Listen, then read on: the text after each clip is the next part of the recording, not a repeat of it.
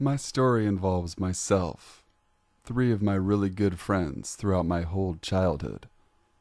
We'll have them go by Kevin, Ryan, and Tommy, whom I am good friends with to this day. I could not write this story to you without their help, consent, and experience as well. The story you're about to read is true, and not made up in any way. Regardless, whether we had been seeing things or not, the reality is we had experienced something very horrifying the one night at my friend Kevin's cabin.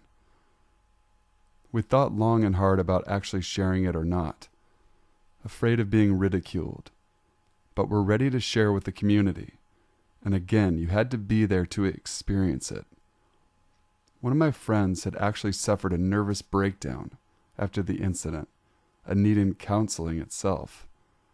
Regardless, I would like you to know, also I have always been a skeptic on the paranormal, and find it very hard to believe in many aspects. But I love to watch, listen, and read on it, simply because I always love to have an open mind in life. An open mind, in my opinion, is a growing one. Whether it's paranormal or not, someone was clearly there that night. Now finally on with the story. During the midsummer, usually around the middle of July, me and a couple of my good friends, who I had mentioned, all the way through my childhood, always made time to go up to one of my friend's family's cabin, way up north in the forest of Minnesota. The cabin was located on Vermilion Lake. Throughout all of our young years, we would always go, for sure accompanied by my friend's dad, Kevin's dad, who owned the cabin, and sometimes a few of our dads as well. Once we were juniors in high school, we felt mature and old enough to go to the cabin on our own, finally without Kevin's dad, or any other adult supervision that may have accompanied us. I would like to mention a little information in regard to my friend's cabin, to help you picture the scenario. My friend's cabin is very remote, and very little based upon a large-sized island.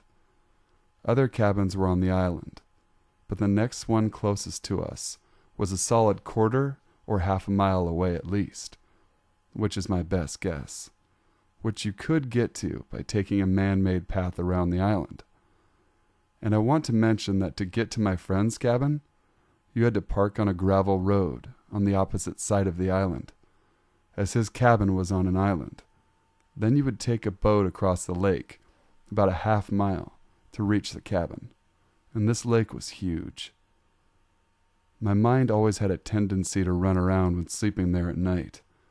Throughout all my years, it was a one level with only 2 bedrooms next to one another, a kitchen, living room connected, and a bathroom in the back of the cabin. And where you slept in the cabin, there was always at least one window in each room, with no curtain to it at all. So it was very easy to see outside the woods and the lake. And this is where my mind would run, as I always thought someone was peering in. Of course, nobody ever was. I had been to this cabin a dozen times throughout my lifespan, and nothing had ever happened. And the older I got, the easier it was to sleep. Now for the event. We usually would stay a week's worth, or 4 to 5 nights. On the 3rd night during the trip, when we were there on our own, finally, we had set up a campfire and had been drinking beer all night. I don't condone underage drinking, by the way. We just happened to sneak some, being the rebels we are. We went out to his dock to gaze up at the magnificence of the stars and enjoy our buzz, when all of a sudden we heard something out on the water that sounded like a fish jumping out to catch a bug. We quickly looked at the lake with curiosity, wondering where the splash came. Having our pools ready 24/7. Thankfully the moon was out that night, which helped light up the lake. Otherwise it would be dark as black, with there being no city lights for miles upon miles, and we would not have been able to see anything on the lake. My one friend Ryan began to point out, saying, what the hell is that? After looking closely and finally spotting what he was pointing at, All I can describe is, it was simply looked like a head out in the middle of the lake, just floating about, staring at us directly. It was about 3/4 worth of a football field length, out in the lake from the dock. There was no question that I could see its features.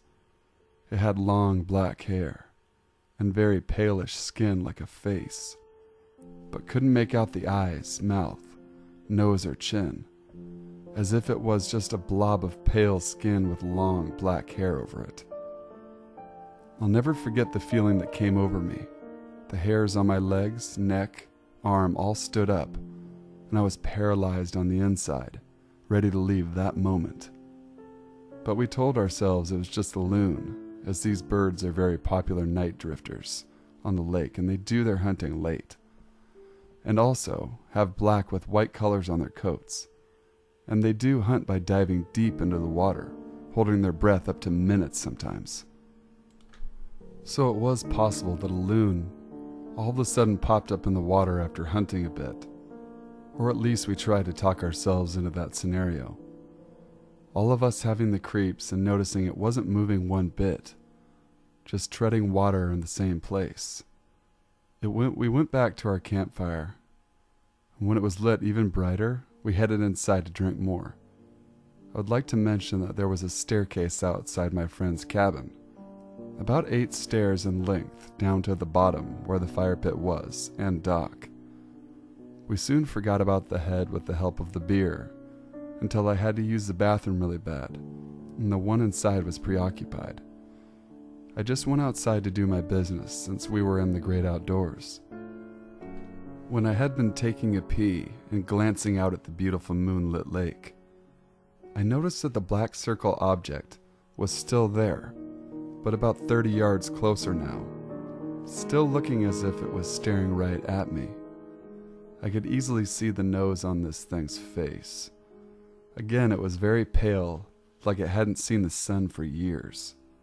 And very, very uneasy feeling came over me, and I immediately went inside, told my other friends to come out and look quick, keeping my eyes glued to it at the door to the cabin.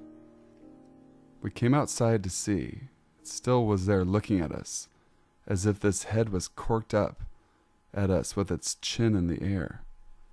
Nobody dared go down to the dock anymore, and we immediately went back inside, ruling out that it probably wasn't a loon, because a loon wouldn't have tread the water in the same spot.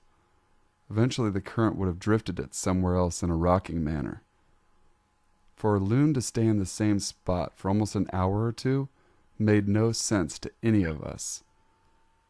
This head-like object was stiff as a board and not moving a single muscle, just staring up at us from the deck instead.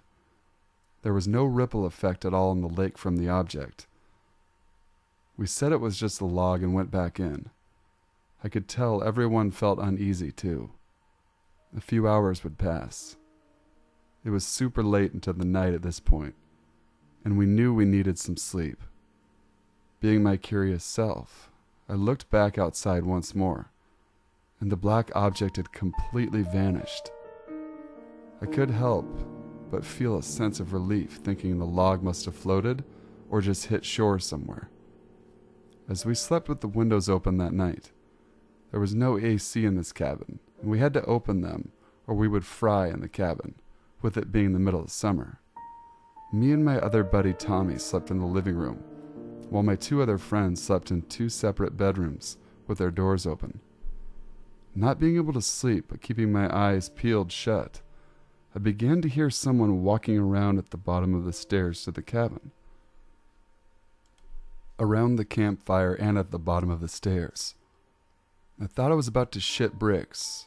No question what or whoever I had heard down there was on the dock now, pacing back and forth as it made the sound of a boot clicking on wood. It was as if they weren't sure what to do with themselves. It lasted for about 3 minutes. Wanting to whisper to my buddy, but frozen in fear, I just kept my eyes shut and ears on full alert. Footsteps sounded like they took 2 steps up the deck stairs all of a sudden. but then turned back around and sounded like they were sprinting out down the main man-made path. After it sounded like the steps were long gone, and a couple minutes had passed, I woke up Tommy asking if he had heard the steps. Both of us sitting up, I was startled to see my friend Ryan walking out of his room and saying we need to leave a minute after these steps vanished. He must have heard us talking, so he felt he could come out as well. But either way, he was waking up regardless. Something was very disturbing about his expression, and I asked him, why? He woke up my other friend Kevin in the other room and said, let's go. Get to the boat. It's time to go. Asking him, what? Ryan, what the hell is wrong with you? He explained to us quickly while grabbing his stuff, and I will never forget what he explained, as won't my friends either. He said when he was turning sides on his bed to get more comfortable, he saw someone peeking in at the top right corner of his window, and it quickly shifted out of his view. He said all he saw was one eye, ghostly white skin, and black hair long down the window. Again, another thing I would like to add. When we look back at what we experienced, it chills us to the bone realizing that since his face was in the top right corner of the window in my friend's room that he was sleeping in, this thing either was nearly 8 feet tall, standing on something like bricks trying to peek in, or was floating. Ryan then continued to say, let's fucking go, very seriously. Absolutely disturbed the fuck out of my mind and feeling like I was going to be sick, and then telling them what my friend and I heard in the living room. We all agreed and packed our stuff and booked it, not cleaning the cabin or anything. We always had to clean the cabin before leaving. We locked up, and as we headed down the stairs, we saw barefoot prints in the dirt heading off onto the path and all around the cabin. We picked up our step getting to the boat, not knowing what was watching us or around us. We threw our stuff on the boat, untied it, and sped off. I didn't even think about the head in the water anymore, or to look in the water, thank God. My eyes were just glued to the island, trying to spot anything moving, but I saw nothing. When we had finally gotten our stuff packed in the car and boat tied up, we hopped in the car and took off. We had been driving out about 10 miles, and out of the blue, Ryan, who said he saw the person outside his windows, all of a sudden broke down in the car sobbing, saying, "What was it, guys? Oh fuck, what did I see?" We called to tell our parents what had happened on the way back, and that Ryan was freaking out. They told us just get home safely and quickly. It was late, around 4 or 5 in the morning, but no one slept, and it was a very quiet ride home. My friend's dad, who owns a cabin, went up that following weekend, said he experienced nothing while there, but did mention bare footprints were still lingering about, which he thought odd, because someone was walking around his property, which bugged him badly. Whatever my one friend saw in the window really hit him hard. After his breakdown, he had trouble sleeping multiple nights, and ended up having to seek some help for a couple weeks and hop on some sleeping medication. As time went on, he ended up being fine, but too comfortable sleeping next to a window without a curtain. I, to this day, cannot explain what happened and why it seemed to happen to us, and cannot explain what I saw in the lake and what Ryan specifically saw. Nothing has ever happened at that cabin since that night. So we're told from my friend's dad who owns it, which I believe him. I personally have never decided to go back to the cabin, which really makes me sad because I had great memories as a child there. Tommy and Kevin both have gone back and been fine, but Ryan refuses to go back, and I'm with him. A lot of people have cabins on this island, so it could have been a prank in the making that had been busted when Ryan saw the person at the window, or the person possibly wanted to do something worse. I will never be able to explain what was floating in the lake, but the fact that this incident, along with bare feet and someone looking in at Ryan at night, all happened in the same night. Seems like more than a coincidence.